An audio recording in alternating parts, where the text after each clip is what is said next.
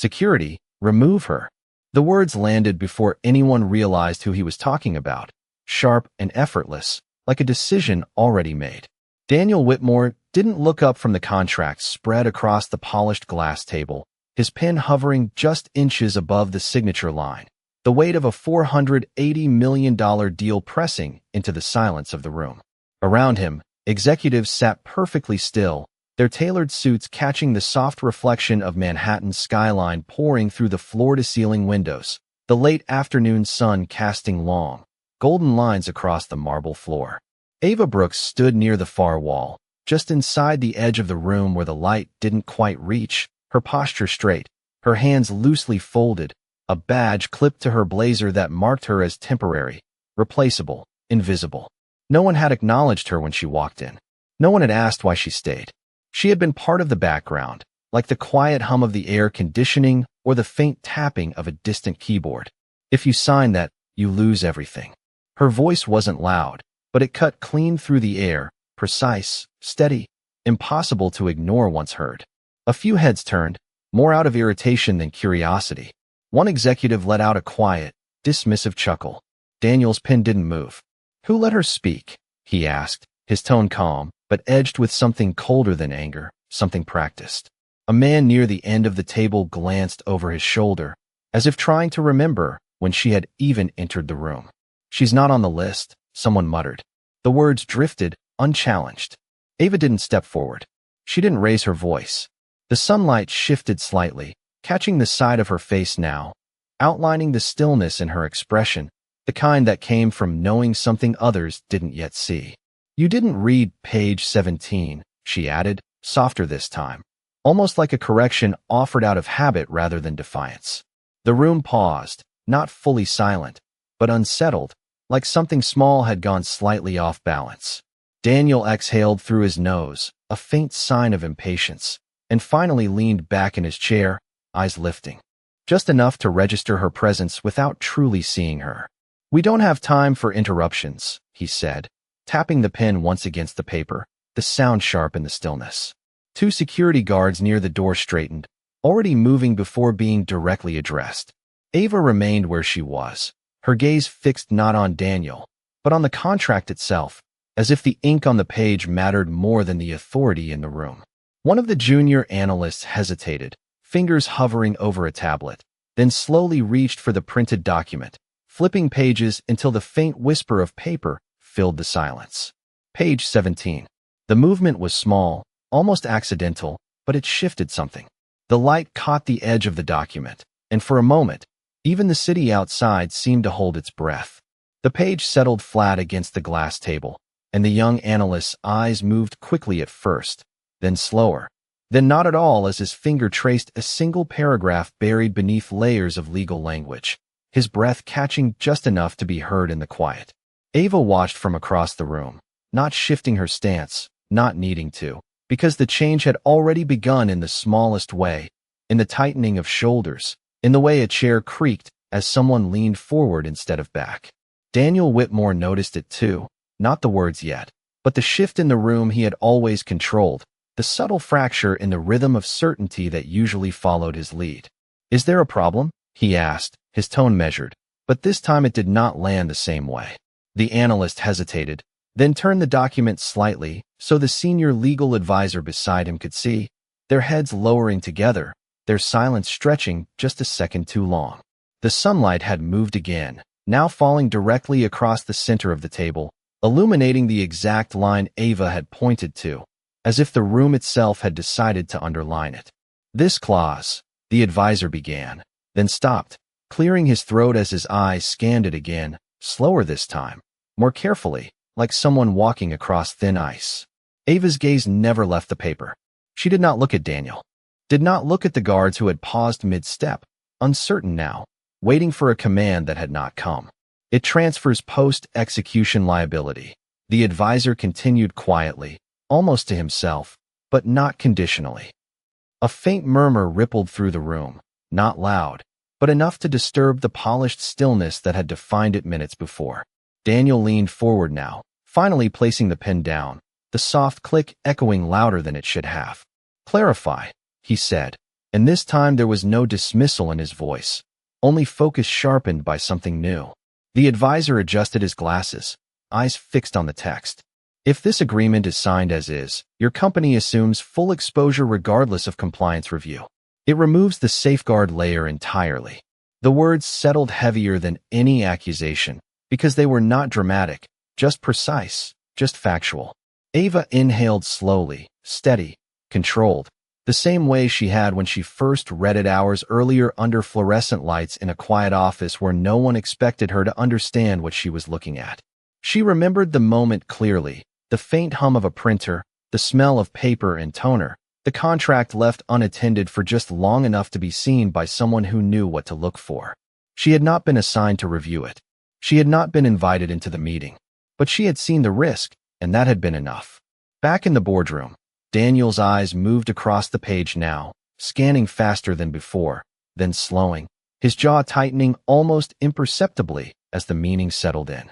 Around him, the executives who had laughed moments ago now avoided each other's gaze, their earlier confidence dissolving into quiet calculation. The guard stepped back without being told. Ava remained still, her presence no longer blending into the wall but anchoring the room in a way no one had expected. The contract lay open between them all, unchanged, yet somehow heavier, as if every word now carried a consequence that could no longer be ignored. Daniel Whitmore did not speak immediately, and that alone shifted the balance of the room more than any raised voice could have, because a man like him was known for answers, for certainty delivered without hesitation, yet now his fingers rested lightly against the edge of the contract, unmoving, as if the paper itself had become something unfamiliar. The city beyond the glass walls carried on as usual, taxis threading through traffic 30 floors below, sunlight reflecting off steel and windows, but inside the boardroom, time had narrowed to the space between one line of text and the next decision. How did this pass review? Daniel asked finally, his voice lower now, controlled but no longer dismissive, the question directed to no one and everyone at once. The senior legal advisor straightened slightly, adjusting his posture as if formality could restore order. It is embedded within layered language, he said carefully. It would not be immediately visible unless specifically searched for. Ava's eyes flicked up for the first time, not to meet Daniel's gaze, but to observe the way the room absorbed that answer, the subtle discomfort, the realization that something had been missed not because it was invisible, but because no one had expected it to matter. Or unless someone actually read it, she said, her voice calm, not confrontational, simply precise. The words did not rise, but they landed. A few executives shifted in their seats. One cleared his throat. Another looked down at his tablet as if it might offer an escape. Daniel turned his head slightly now, just enough to look at her directly, really look this time, not as a background presence, not as an interruption, but as a variable he had not accounted for. There was no arrogance in her stance, no urgency, just a stillness that came from certainty. You reviewed this? He asked. Ava did not move closer. I saw it, she replied. The distinction lingered in the air, subtle but important. Daniel's brow tightened slightly, the smallest indication that something in that answer did not align with the structure he understood. And you are? He continued, the question clipped, not rude, but stripped of assumption now. Ava Brooks, she said. No title followed. No explanation offered. The name alone seemed insufficient to some in the room, and yet it was. All she gave. Daniel leaned back a fraction, processing, recalibrating, the pen now resting untouched beside the contract. You are not part of this deal team, he said, more as a statement than a question. Ava nodded once. No, I am not. Another pause, longer this time, the kind that stretched just enough for the weight of what had already happened to settle in. Daniel's gaze returned to the document, then back to her, something shifting behind his eyes, not doubt exactly, but recognition forming in slow, deliberate layers. Then why are you in this room? The question was direct, but no longer dismissive. Ava inhaled quietly, the air cool against her lungs, grounding. Because no one else stopped it, she answered. The simplicity of it cut deeper than any explanation could have. No one else stopped it. The words echoed in the silence that followed, not as an accusation, but as a fact the room had to absorb. Daniel's fingers tapped once against the table, a habit returning, but softer now, less certain. Around him, the executives who had once leaned back in confidence now leaned forward, eyes moving between the contract and the woman they had overlooked. The light shifted again, sliding further across the glass, illuminating Ava fully now, no longer hidden at the edge of the room, her presence clear, defined, impossible to ignore. And for the first time since the meeting began, Daniel Whitmore did not look like the man in complete control of what happened next. The silence did not break all at once. It unraveled slowly, like tension releasing from a wire pulled too tight for too long. And Daniel Whitmore felt it before he fully understood it. The subtle shift from control to uncertainty settling into the space between every person at the table. His gaze moved from Ava Brooks back to the contract, then again to her, as if aligning two realities that should not have intersected. "Show me," he said finally, the words deliberate, directed at her this time, not the room. It was not an order, not entirely. Ava stepped forward then, just one measured step, the soft sound of her shoes against the marble floor carrying farther than expected in the quiet. The guards did not move. No one stopped her. The distance between the wall and the table was less than 10 feet, but it felt longer, every eye tracking her without a single word spoken. She reached the edge of the glass table and did not sit, did not ask permission, simply placed her hand lightly beside the open document, careful not to disturb it, as if respecting something fragile. "Here," she said, pointing not directly at the clause, but just beneath it, guiding rather than correcting. "It looks standard, but the language removes conditional review after execution. That means once you sign, there is no reversal window." Her voice remained even, unhurried, each word placed with intention. Daniel leaned forward, closer now, following where she indicated, his attention fully anchored for the first time since the meeting began. The legal advisor shifted beside him, nodding slowly, almost reluctantly, as the structure became clearer. "It is framed as a compliance efficiency clause," the advisor added, quieter now, as if speaking too loudly would make the mistake worse. Ava did not look at him. "It is not efficiency," she said. "It is exposure." The words settled differently, heavier, more precise than any explanation before it. Around the table, the executives no longer hid their reactions. One of them leaned back, exhaling under his breath. Another pressed his fingers to his temple, already calculating the implications. Daniel's jaw tightened slightly, his focus narrowing further, the rest of the room fading into the background. "Who drafted this version?" he asked, still looking at the page. No one answered immediately. The absence of a response said more than any admission. Ava's hand remained steady beside the document, not claiming ownership, just holding the moment in place. "It was designed to pass quickly," she said, not accusing, simply stating what was visible. Daniel finally looked up again, his eyes meeting hers directly, searching now, not for authority, but for clarity. "And you caught it," he said. Ava did not nod this time. "I recognized it," she replied. Another distinction, subtle but exact. Daniel straightened slightly in his chair, the movement small but significant, as if resetting himself within a reality that had shifted without permission. The pen still lay untouched near his hand, the signature line no longer an inevitability, but a question. The sunlight had moved further now, no longer warm, but sharper, casting clean lines across the table, separating light from shadow with quiet precision.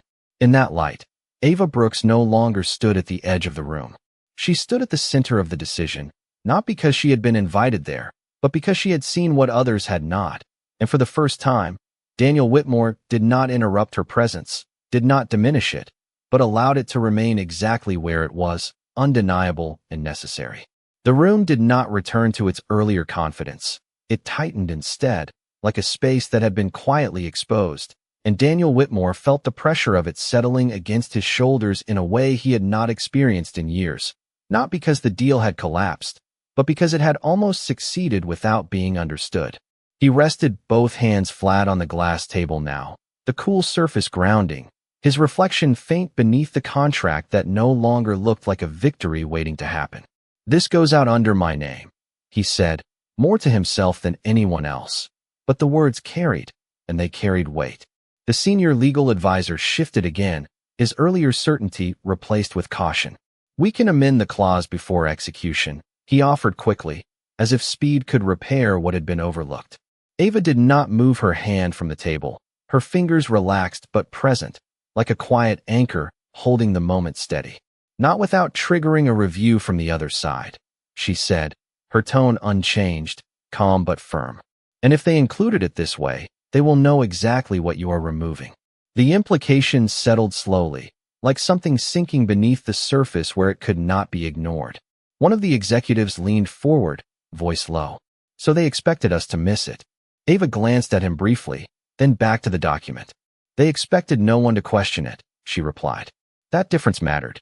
Daniel's jaw tightened again, not in frustration, but in recognition of the precision behind it. He looked down at the page once more, then closed the folder halfway, not to dismiss it, but to pause it, to hold the decision in place rather than let it move forward unchecked.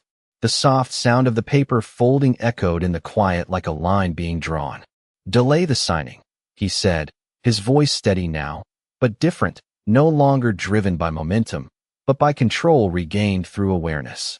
The command shifted the room again, this time outward, into action. Phones were picked up, messages drafted, timelines adjusted, but beneath the movement, there was something else, something quieter, a recalibration of how close they had come to something irreversible. Ava stepped back slightly then, not retreating, just returning the space to the table, her role in the moment complete without needing acknowledgment. But Daniel noticed. He watched the movement, the way she did not wait for recognition, did not expect it, and something about that unsettled him more than the clause itself. "Ava," he said, her name landing carefully, deliberately, stopping her before she reached the edge of the room again. She paused, turning just enough to face him, her expression unchanged.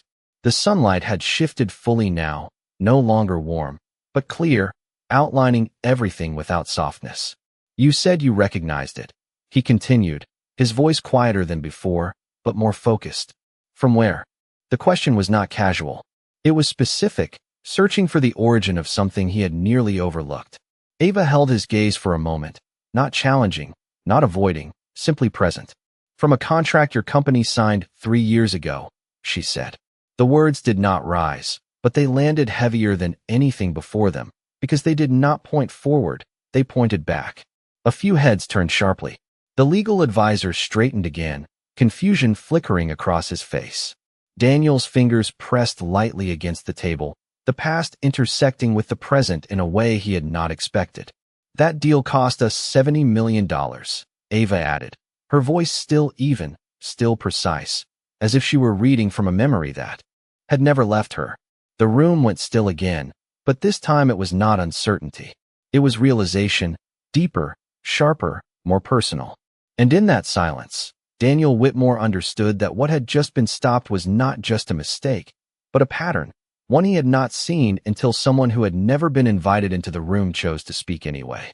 The number did not echo. It settled, heavy and precise, $70 million, not as a dramatic figure, but as a quiet reminder of something already lost, something that had happened under the same polished lights, the same confidence, the same assumption that everything had been seen and understood. Daniel Whitmore did not look away from Ava Brooks this time, and the stillness between them carried more weight than any reaction from the rest of the room. Outside, the sunlight had softened slightly as the afternoon shifted, the reflections on the glass walls no longer sharp but diffused, like the edges of certainty beginning to blur. "You were here then?" Daniel asked, his voice lower now, not challenging, but searching for a timeline that would explain what he had missed. Ava shook her head once, small, controlled. "No," she said. "I read the case after." The distinction mattered again, and Daniel felt it, the difference between presence and awareness, between being in the room and actually seeing what was in front of you. The legal advisor cleared his throat, flipping through mental records, trying to place the memory, but the room had already moved past that need. Ava's gaze shifted briefly to the contract still resting half-closed on the table, then back to Daniel, as if the present mattered more than revisiting the past. "The structure is the same," she continued, her voice steady, measured like each word had been weighed before being spoken. "Different language, same outcome. Remove review. accelerate execution, shift responsibility. She did not rush the explanation. She let it land in pieces. Around the table, the executives listened now, fully, no longer distracted by devices or side conversations, their attention pulled into the clarity of what she was saying.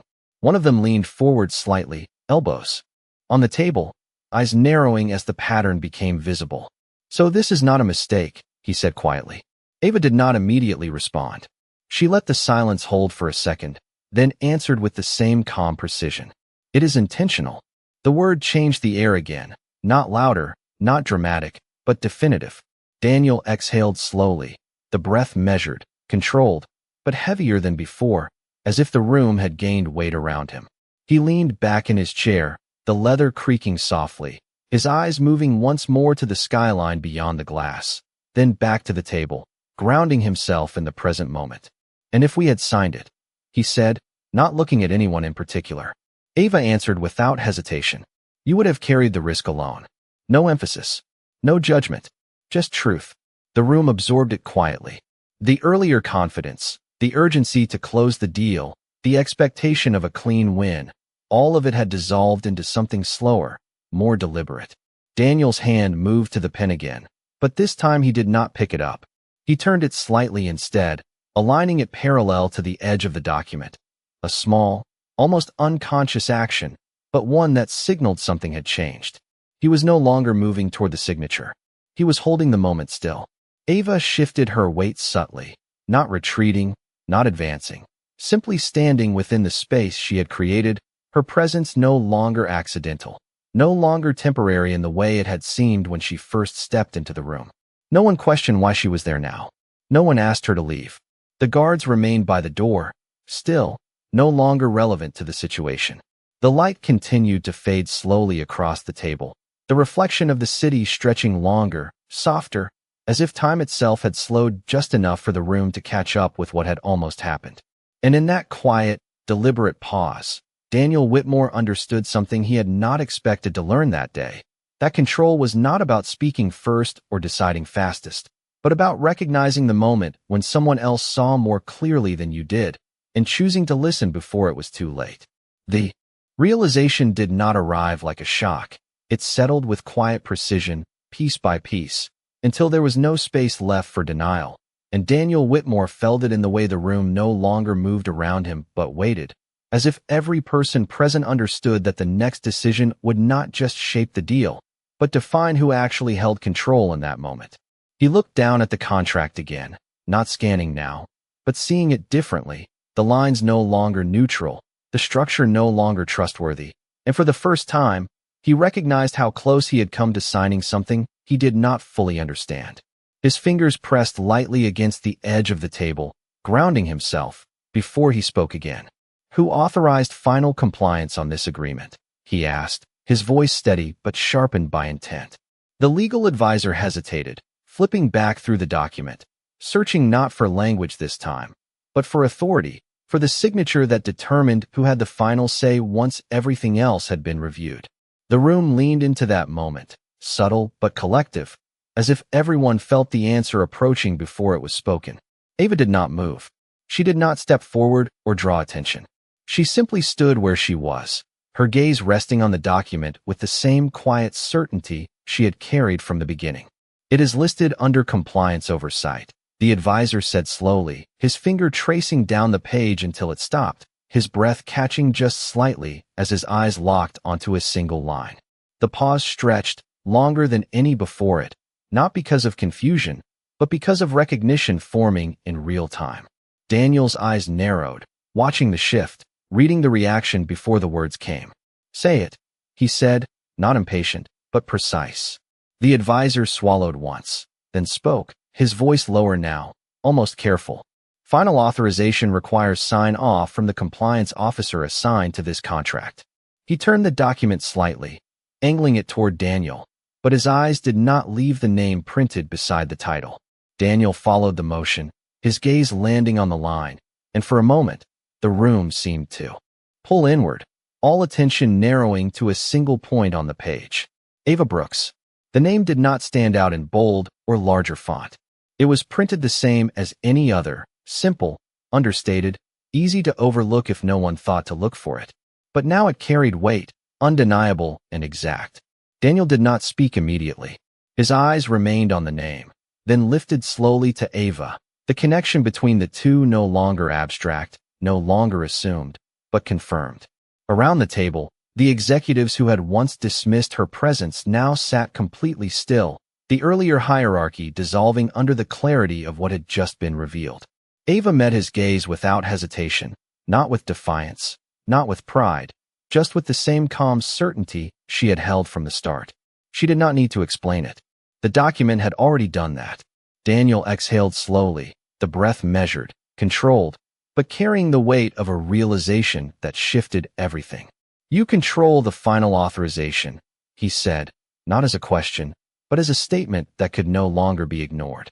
Ava nodded once, small, precise. "Yes." The words settled into the room like a final piece falling into place, quiet but definitive. The contract remained on the table, unchanged in its language, unchanged in its intent, but everything around it had shifted.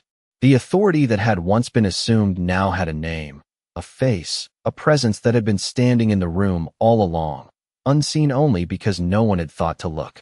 And in that moment, Daniel Whitmore understood that the power he had almost exercised without question had never been entirely his to begin with, not until the person who truly held it chose to act.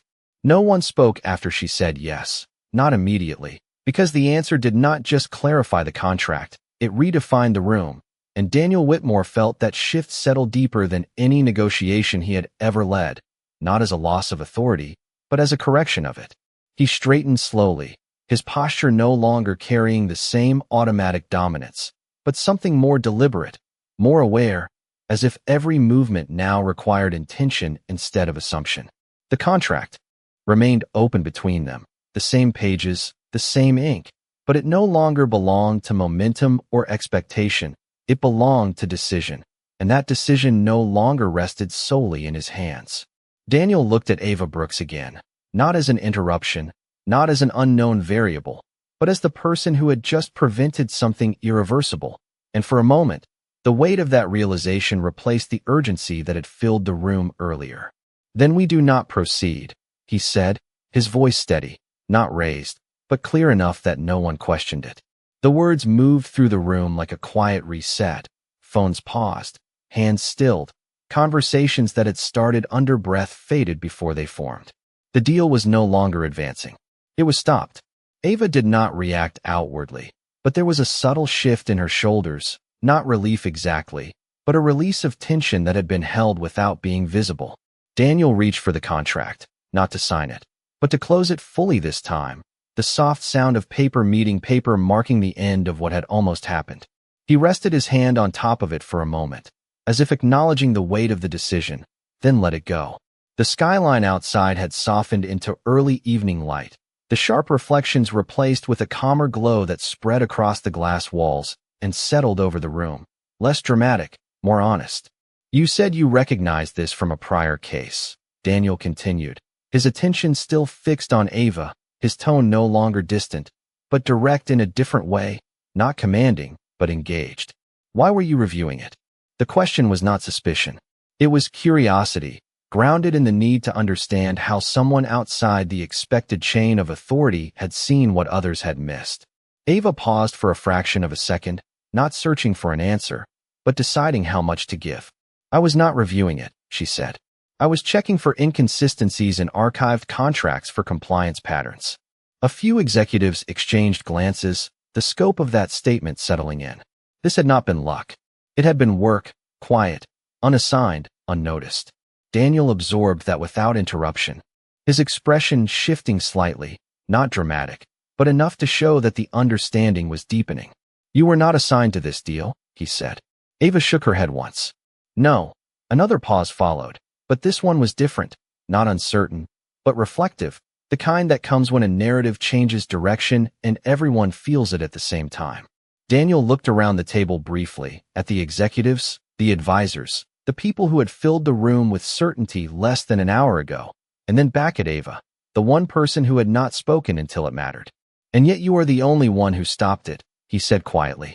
There was no accusation in the words, No praise either, just acknowledgment, clear and unfiltered. Ava did not respond immediately. She did not need to. The contract remained closed on the table, the decision already made. The room had shifted from speed to stillness, from assumption to awareness. And in that stillness, something else settled into place, something that did not require a formal statement or a raised voice, but was understood by everyone present, that authority without attention is fragile, and clarity, no matter where it comes from, carries a weight that cannot be ignored once it is seen. The room did not return to what it had been. It settled into something quieter, more deliberate, as if every person present had adjusted to a new understanding that did not need to be spoken aloud. Daniel Whitmore remained seated for a moment longer, his hand resting lightly on the closed contract, not claiming it, not dismissing it, just acknowledging the weight of what had nearly happened and what had been prevented. The city outside had shifted into early evening, the glow of lights beginning to replace the fading sunlight, reflections softening across the glass walls, turning sharp lines into something more fluid, more reflective.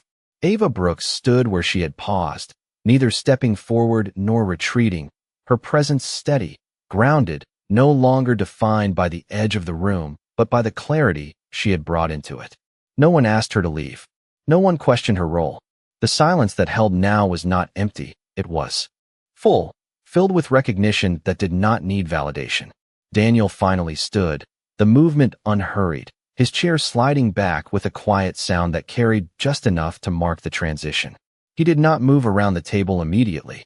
Instead, he looked once more at the faces in the room, the executives, the advisors, the people who had entered with certainty and now sat with something more measured. Then his attention returned to Ava. There was no hesitation in his gaze now, no dismissal, no distance, only clarity. He walked toward her, each step controlled, the distance closing not as a display of authority, but as an acknowledgment of it being shared differently than before. When he stopped a few feet away, he did not speak right away. The pause held, but it was no longer uncomfortable. It was intentional. Ava met his gaze without shifting, without expectation. The light from the city framed her now, outlining her figure against the glass, steady and composed. Daniel gave a slight nod, small, but unmistakable. It was not dramatic, not exaggerated, but it carried meaning because of its simplicity. An acknowledgment, not of position, not of hierarchy, but of truth recognized at the right moment. He turned then, not abruptly, but with the same measured control, and walked back toward the table, picking up the contract and setting it aside, not discarded, but removed from immediate action. The meeting, without being formally ended, had already changed direction. People began to gather their materials slowly, quietly, no rushed movements, no forced conversations, just a shared understanding that something more important than a signature had taken place. Ava did not linger for attention.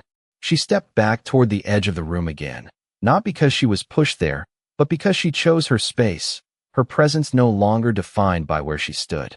As she moved, a few of the executives straightened slightly, subtle shifts of posture that reflected something unspoken, a respect that had not existed when she first walked in. The guards by the door stepped aside without being told, creating space instead of blocking it. Ava walked past the table, past the glass reflections, past the